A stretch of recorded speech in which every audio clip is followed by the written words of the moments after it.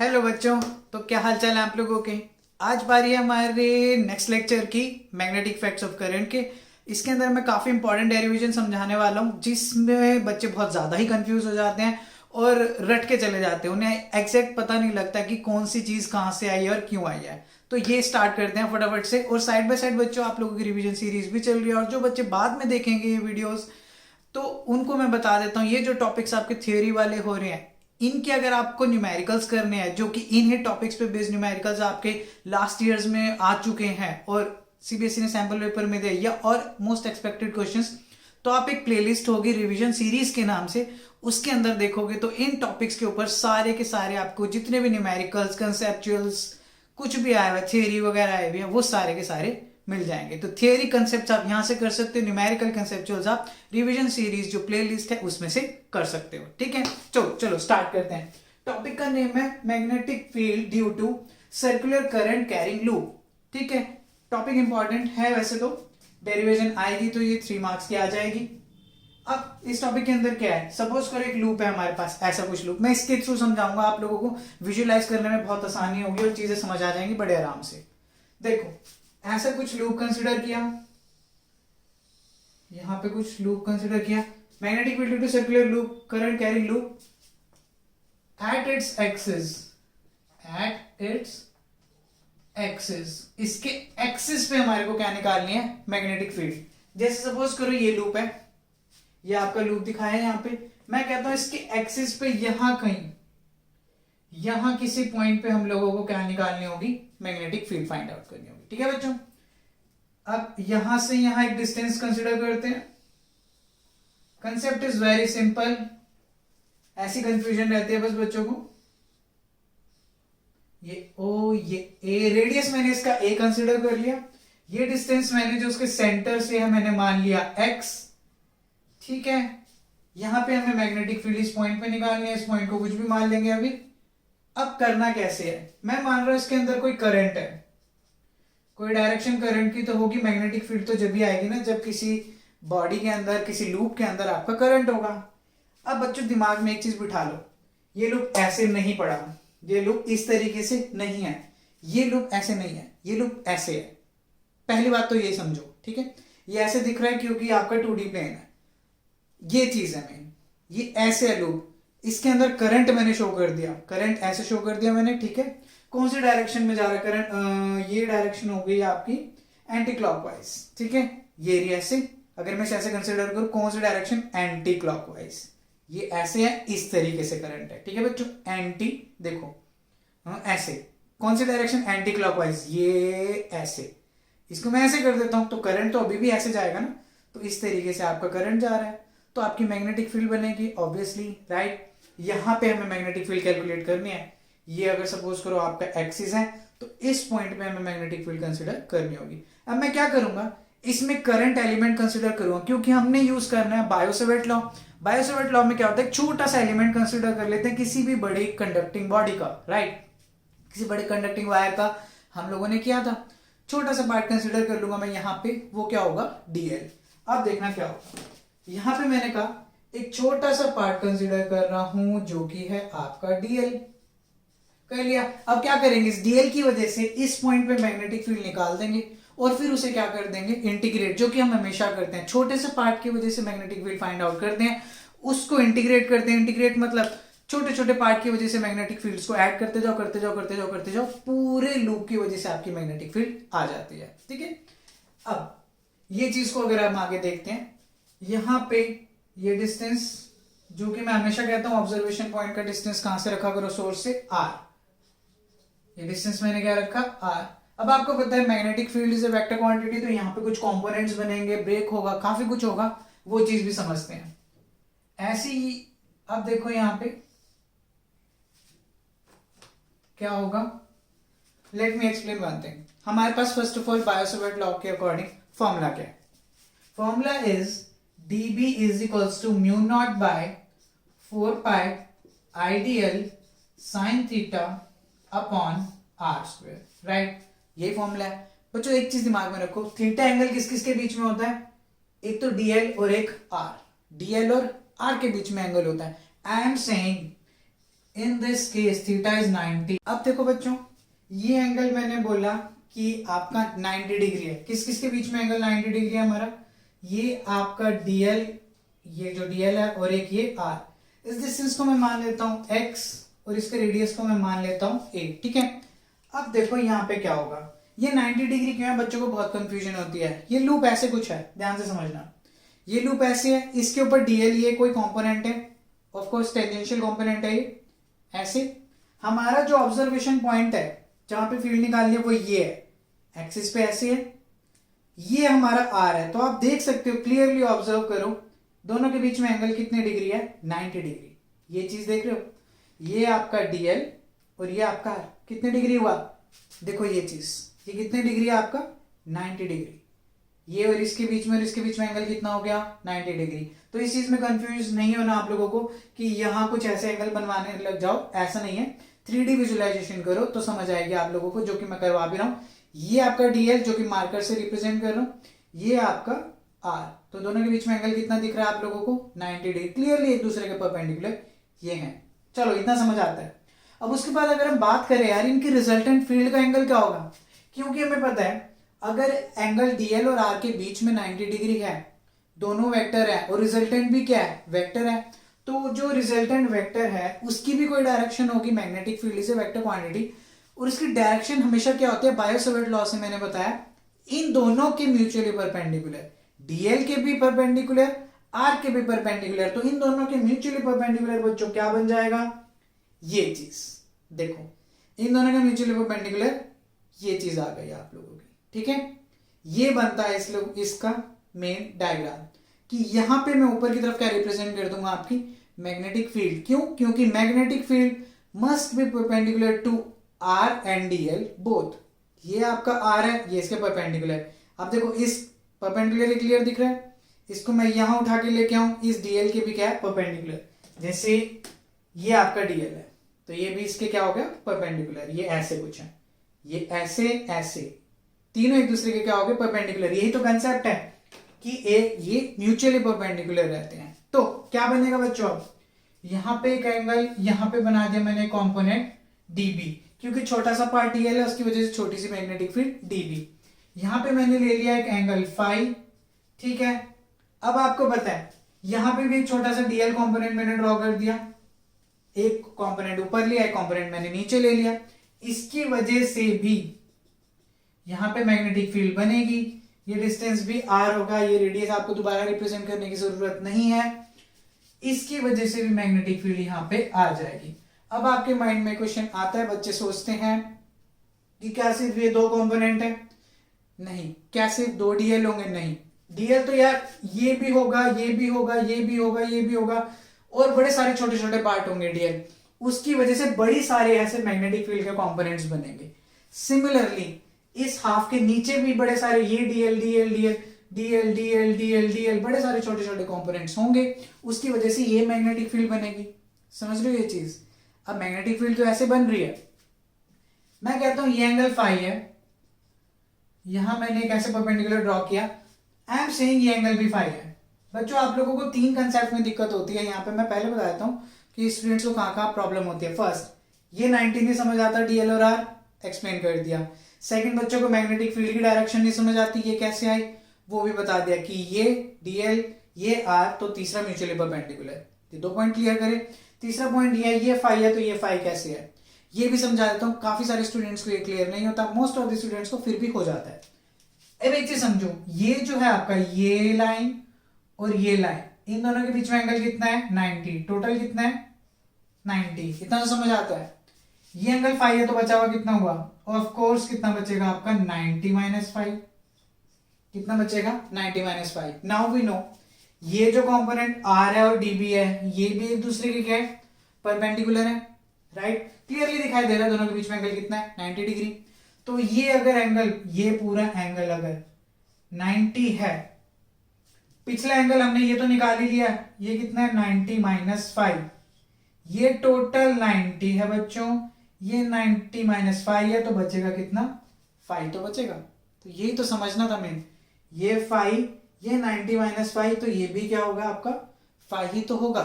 ठीक है, अब आगे अगर हम बात करें, ध्यान से समझ आ गई होगी ये चीज, ये फाई है, ये टोटल 90 था, ये वाला फाई था, बचा कितना 90 माइनस फाइव, फिर मैंने ये वाला लिया राइट एंगल ट्राइंगल, बेसिकली ये वाला एंगल लिया राइट वाला, ये आपका 90, ये आपका 90 माइनस फाइव आया ही था, तो बचा कितना 5 बचा, ये मेन कंसेप्ट है।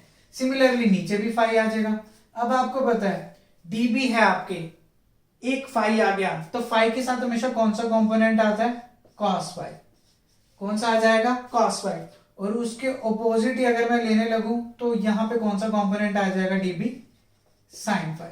सिमिलरली इसको भी ब्रेक कर दो, फाई के साथ कौन सा कंपोनेंट, डीबी कॉस फाई, और इसके साथ यहां कौन सा कंपोनेंट, डीबी साइन फाई। अब आपको एक चीज क्लियर दिखाई दे रही है, cos phi angle equal, DB DB दोनों इक्वल, तो being equal and opposite they will cancel out each other. ऐसे बड़े सारे कंपोनेंट्स बनेंगे, जैसे ये डीएल है, ये डीएल है, ये डीएल डीएल डीएल, इसकी वजह से बड़े सारे डीबी कॉस फाई बनेंगे। ऐसी जो इसके नीचे वाले कंपोनेंट्स हैं, ये डीएल है, उसके वजह से भी बड़े सारे डीबी कॉस फाई बनेंगे, लेकिन सारे के सारे ऊपर बनेंगे या नीचे बनेंगे, और इक्वल नंबर में बनेंगे, तो क्या होगा, वो कैंसल आउट कर देंगे एक दूसरे को। ठीक है, तो डीबी कॉस फाई तो क्या हो रहा है, कैंसिल हो रहा है आप लोगों का, DB cos phi will cancel out each other, will cancel out each other. Add क्या हो रहा है, साइन फाई, बड़े सारे बच्चों के माइंड में क्वेश्चन आता है, आंसर में लिख देते हैं 2 dB साइन फाई। नो बच्चों, 2 dB साइन फाई का मतलब ये होगा कि आपने सिर्फ ये डीएल और ये डीएल की वजह से मैग्नेटिक फील्ड निकाली, नहीं, आपने इन सारों को ऐड करना होगा, इन सबको ऐड करना होगा। इन सबको ऐड करने का मतलब है there are multiple number of DL components, so we have multiple number of DB sine phi. ठीक है, बड़े सारे डीएल तो बड़े सारे कोरिस्पॉन्डिंग डीबी साइन फाई होगा, तो बड़े सारे निकालने के लिए इंटीग्रेशन करना पड़ता है, तो वही कर देते हैं। तो अब आपका डीबी साइन फाई का इंटीग्रेशन पूरी लेंथ के लिए करूंगा, तो क्या मिल जाएगा आपको, नेट मैग्नेटिक फील्ड। क्या मिल जाएगी बच्चों, नेट मैग्नेटिक फील्ड। उस केस में मिल जाएगी जब मैं इस डीबी साइन फाई की पूरी लेंथ का इंटीग्रेशन कर दूंगा, क्योंकि ये लूप है जिसकी एक पर्टिकुलर लेंथ होगी। ठीक है बच्चों, अब डीबी साइन फाई, डीबी की वैल्यू पुट करते हैं ऊपर से, mu not by 4 pi I D L, sine theta sine 90 कर दिया था 1, तो उसको करने की जरूरत नहीं है, इनटू साइन फाई, और इंटीग्रेशन का साइन लगा देते हैं, इंटीग्रेशन पूरे लूप के लिए। ठीक है, ये भी कर दिया हम लोगों ने। ये आ गया, कांस्टेंट्स को करो बाहर, साइन फाई की वैल्यू देखते हैं क्या आ रही है। साइन फाई की वैल्यू कितनी होगी बच्चों, sine phi is basically perpendicular upon hypotenuse. ये आपका हो गया परपेंडिकुलर, क्योंकि फाई के अपोजिट हमेशा क्या होता है, परपेंडिकुलर। यहां पे भी फाई ले लो, जो भी एंगल होता है उसके अपोजिट क्या होता है आपका, परपेंडिकुलर, और ये क्या हो गया आपका हाइपोटेन्यूज, तो क्या बन गया a बाय आर। तो अब मैं यहां पे पुट करूं तो आपका क्या आ जाएगा, डीबी की जगह तो हमने ये पुट कर दिया, mu not by 4 pi, B net ही निकल रहा है हमारा, बी नेट ही है ये, mu not by 4 pi I by R square, sine phi की जगह मैं पुट कर रहा हूं a बाय आर, और आपको क्या आएगा, dl विद इंटीग्रेशन साइन, यही बचेगा। वैल्यू पुट करें, oh sorry a by R, यहाँ पे a by R, mu not by 4 pi I A by R cube, और आपको पता है dl का इंटीग्रेशन क्या होता है आपका l, और अगर मैं यहाँ पे अब l की वैल्यू पुट करूं बच्चों, ये b नेट ही निकल रहा है, l की वैल्यू अगर मैं पुट करूं, l क्या, length of the loop, l क्या होगा आपका, लेंथ ऑफ द लूप, जो कि कितनी होगी 2 पाई ए, बिकॉज लेंथ क्या है, सर्कुलर, सर्कल की लेंथ कितनी होती है उसका, सर्कमफेरेंस। तो यहां पे क्या आ जाएगा, B net is equals to mu not by 4 pi I into 2 pi a square हो जाएगा बच्चों upon r cube, a into a क्या हो जाएगा, ए स्क्वायर। और एक और चीज लिख सकते हो, हम एक चीज यहां से क्लियरली देख सकते हैं, ये जो आर स्क्वायर है, R square is equal to A square plus x square. Pythagoras theorem इस ट्राइंगल के अंदर, इस ट्राइंगल के अंदर पाइथागोरस लगा सकते हो, r square is equal to A square plus x square. तो क्या बचेगा, आर की वैल्यू कितनी आ जाएगी, a square plus x square raise to the 1/2, because वो रूट अप्लाई होगा दोनों साइड, तो root simply means 1/2। So we can replace this r by mu not by 4 pi I into 2 pi a square x square plus a square raise to the 3/2 because cube वहां already है, into क्या करना है आपको 1/2, 3 into 1/2 is basically 3/2। तो ये था बच्चों आप लोगों की डेरिवेशन। अभी इसके कुछ करने हैं हमें स्पेशल केसेस। क्या करने होंगे हमें इसके? 3 छोटे छोटे से स्पेशल केसेस हैं, वो भी कर लेते हैं। उससे पहले आप लोग क्या करो, इसे नोट कर लो पॉज करके।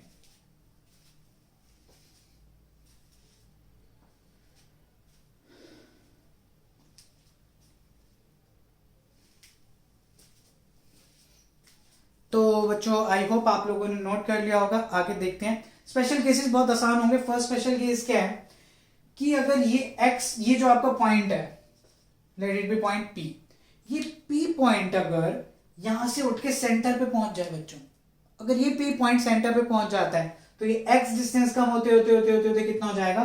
0 हो जाएगा। तो बच्चों उस केस में क्या होगा? I am saying when P is at centre, जब आपका P पॉइंट किस पे पहुंच गया? सेंटर पे, तो x इज इक्वल्स टू हो जाएगा 0।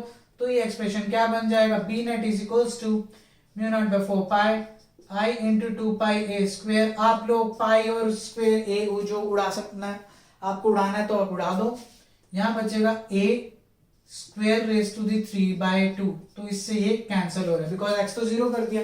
यहाँ a square raise to the 3/2 ये हुआ, तो अपॉन में ये कुछ एक्सप्रेशन आया। और फर्दर सिंप्लीफाई करना है तो म्यू नॉट आई 2 पाई इतना ही बचेगा अपॉन में 4 pi into A, because A square से ए क्यूब वाला पार्ट कैंसिल होगा तो ए बचेगा नीचे। ठीक है, ये आ गया। तो ये है आपका एक स्पेशल केस। सेकंड केस बच्चों, ये ना कंसेप्चुअल में भी आ जाता है कई बार कि डायरेक्ट एक्सप्रेशन लिखो या न्यूमेरिकल में पूछ लेते हैं सीधा केस बताओ, पॉइंट आपका सेंटर पे लाई करता है, तो ये ऐसा कुछ आता है। बाकी आप लोग एक चीज अभी देखोगे क्या, यहां पे जब ये उड़ाता हूं मैं, ये देखो ये कुछ फैक्टर्स उड़ाए, आंसर फाइनली क्या आ रहा है? b is equals to mu naught I by 2a, mu naught I by 2a। तो ये आप लोगों ने देखा नहीं था, magnetic field at the centre of circular axis, right? Check करो पिछला लेक्चर ये, यही तो चीज थी यार कि किसी भी सर्कुलर लूप के सेंटर पे मैग्नेटिक फील्ड का एक्सप्रेशन यही होती है, वैल्यू यही आती है। वो हमने बड़े लूप से भी करके देख लिया, उसमें स्पेशल केस बना के भी देख लिया कि हाँ अगर ये पॉइंट सेंटर पे लाई करेगा जहां पे हमें मैग्नेटिक फील्ड निकालनी है तो आंसर तो सेम रहता है, चाहे वो डायरेक्ट फॉर्मूला यूज करो चाहे आप ये फॉर्मूला यूज करो, फॉर्मूला रिमेन सेम। ठीक है, कंसेप्ट सेम है। सेकंड इसका बनता है अगर आपका ये x बहुत ही ज्यादा दूर हो जाए, ये पॉइंट बहुत दूर लाई कर रहा है, तो उस केस में कह सकता हूं x बहुत बड़ा हो जाएगा आपका रेडियस से, राइट? कह सकते हैं ये चीज when p lies far away, p बहुत दूर लाई कर रहा है यार, तो ऑफ कोर्स आपका इस केस में x जो होगा बहुत ज्यादा बड़ा हो जाएगा a से। और जब भी ये कंडीशन आती है तो हमें पता है हम इस छोटे वाले पार्ट को क्या कर देते हैं? इग्नोर कर देते हैं, नेग्लेक्ट कर देते हैं। तो ये एक्सप्रेशन लिखो और a स्क्वायर को नेग्लेक्ट करके mu naught by 4 pi I into 2 pi a square upon सीधा क्या लिखोगे? X cube. डायरेक्ट क्या लिख सकते हो? एक्स क्यूब, क्योंकि फिर से वही चीज है, इसको तो उड़ा दो पूरा का पूरा, अंदर से निकलेगा एक्स स्क्वायर और उसकी पावर कितनी है? 3/2। एक्स स्क्वायर की पावर 3/2, तो अगेन इससे कैंसिल होगा, क्या बचेगा आपका? X cube. ठीक है, सिंपल था ये केस भी, कोई सा भी केस आ सकता है, आप लोगों को सारे याद रखने होंगे, मेन कंसेप्ट याद रखो। लास्ट केस, थर्ड केस क्या कहता है बच्चों? Third case is very simple. उस केस में कहता है अगर आपका जो x है वो रेडियस के इक्वल हो जाए, किसके? इस लूप के रेडियस के इक्वल हो जाए, basically when x is equals to a। जब आपका x किसके इक्वल हो जाएगा? a के इक्वल हो जाएगा। When x is equals to a, तो उस केस में एक्सप्रेशन में वैल्यू पुट करना जरा, क्या बनेगा? b net is equals to mu not by 4 pi I into 2 pi a square divided by a square plus a square raised to the 3/2। ठीक है, थोड़ा सा और सिंप्लीफाई कर सकते हैं, mu not by 4 pi I into 2 pi a square 2 a square raised to the 3/2 आपको यहीं पे छोड़ना है, आप यहीं पे छोड़ दो, और सिंप्लीफाई करना है तो कर सकते हो, कोई मतलब जरूरी नहीं है कि इसके बाद भी करना है। तो this was all about your magnetic field due to circular current carrying loop at its axis. Basically उसके एक्सिस पे हमने सारे कंडीशंस को कंसीडर किया और मैग्नेटिक फील्ड को निकाल लिया। तो ये था हमारा टॉपिक। आई होप आप लोगों को सारी चीजें इसके अंदर समझ आ गई होंगी, और इसको ध्यान से कर लेना। 3 मार्क्स 4 मार्क्स 5 मार्क्स में बन सकता है। विद न्यूमेरिकल आया तो 5, डायरेक्ट डेरिवेशन आई तो आपका 3 या 4 में ये चीज बन जाएगी। ठीक है, कि स्पेशल केसेस वगैरह पूछे जा सकते हैं। ठीक है, मिलेंगे नेक्स्ट लेक्चर में आप लोगों से, और उसके अंदर मैं करवाने वाला हूँ आप लोगों को एम्पेयर सर्किटल लॉ, उसका प्रूफ, उससे और कोई लॉ अगर डिराइव करना होगा वो, प्लस सोलेनॉइड और टोरॉइड को भी कवर करने की कोशिश करूंगा, जिनमें से क्वेश्चन जरूर आएगा। तो बच्चों next lecture is one of the most important lecture, जिसके अंदर से पिछले 5-6 साल से क्वेश्चन जरूर आ रहे हैं उन टॉपिक्स में से। ठीक है, साइड बाय साइड आप रिवीजन सीरीज को करते रहो, क्योंकि ये जो थ्योरी टॉपिक्स हैं मैं इस प्लेलिस्ट के अंदर रखूंगा मैग्नेटिक इफेक्ट्स ऑफ करंट के लिए अंदर। इस पे बेस्ड जो भी टॉपिक्स ये करवा रहा हूं, उन पे बेस्ड जो भी न्यूमेरिकल्स हैं आपके रिवीजन सीरीज में साइड बाय साइड होंगे, तो आप लोगों को मिल जाएंगे। रिवीजन सीरीज में इसके न्यूमेरिकल्स आप देख सकते हो। मैग्नेटिक फील्ड के जो लेक्चर स्टार्ट होंगे वो होंगे लेक्चर 18 से।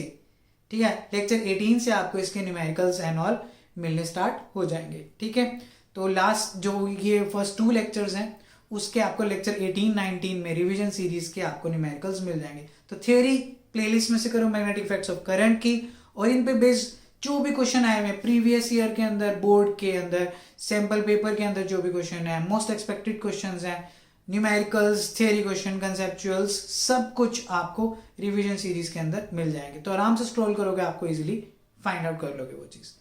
ठीक है बच्चों, तो all the best from my side, bye bye and take care.